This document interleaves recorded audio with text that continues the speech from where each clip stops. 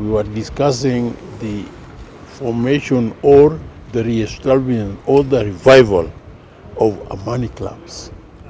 Amani clubs is an aspect which is part of peace building in the schools concerning the children. But somehow it used to be here, but it has gone down. It has gone very well and very successfully in a number of counties. And we thought that we should come and revive it here. Noticing from what happened when recently the whole country suffered the complaints that came out with Gen Zs, they listed a number of things that people are not listening, people are not conversing well.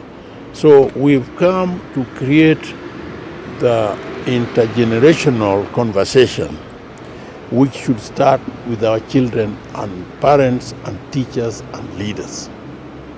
And we found out, and through even the demonstrations which we have seen as a country, that conversation is extremely important, so that all people involved in the running and management of this economy in our country, they should be allowed to freely converse and sort out issues amongst themselves. We are very pleased as a NCIC that we are moving somewhere. We are playing our part and they are playing their part, and we are assisting one another such that we have what is called the interagency collaboration, that all of us agencies of government are collaborating to ensure that we have a peaceful process where all our children, all our people will get down to serious business of running a peaceful society. We are all aware that many times we are addressing the conflicts towards the tail end when they have already happened.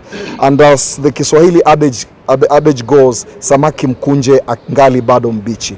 So it is for this reason that the Commission, in partnership with those two other government agencies, we have invested heavily into building peace structures at learning institutions, so that our students, when they exit or when they move to meet the larger population, they have already been integrated, they have already been empowered on how they can address conflicts and differences in a more organized way, in a more non-violent ways, so that the future society of Kenya can be a society which is patriotic, can be a society which is full of values, and a society which cares for each other. The Amani clubs to us is providing a platform for the intergenerational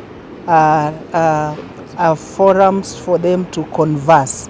So you realize many of the issues that we are coming across in our institutions, which are also going back up to home, you realize are all coming because there is no room for what?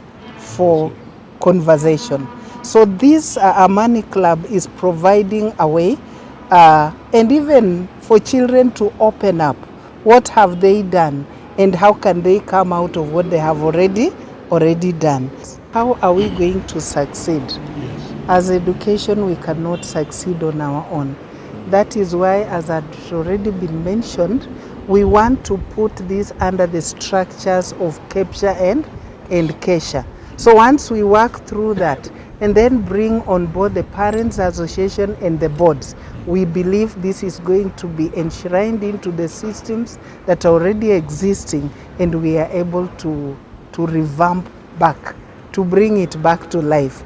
It was already existing, but it went down. Now we want to bring it back through these organizations that are already in place. We as Ngao, because we have the assistant chiefs, we have the village elders, we believe that whatever these kids will be learning through the Amani clubs in the schools will also be replicated even at the village levels through the barazas, whereby the chiefs will be holding and talking to these people, so that once a kid comes back from school and he has learned something there, and then they will be at par with the parent who also will have heard from the chief, so that we ensure that we have peace and security within our villages, within our homes, and in the country at large.